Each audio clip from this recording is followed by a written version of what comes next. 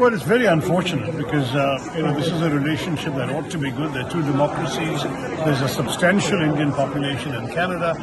It should have been normally a very affectionate relationship. But I have to say, the original sin here is Canada's because of their extremely lax treatment of extremists, militants and terrorist enablers in their country. They have given citizenship to a number of people who have openly been advocating violence and murder and mayhem back home in India. And that's something which I believe is most unfortunate.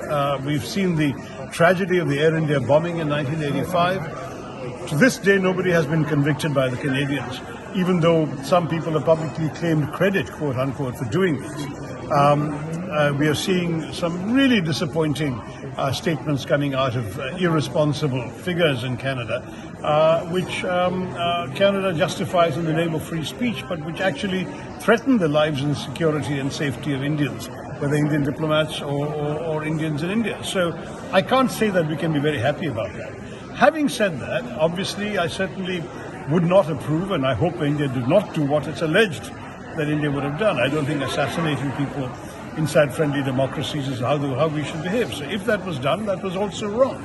And two wrongs don't make a right on either side, but we have to find out what the truth is. So far, there has been no case brought by the Canadians to any court that can stand up in a court of law.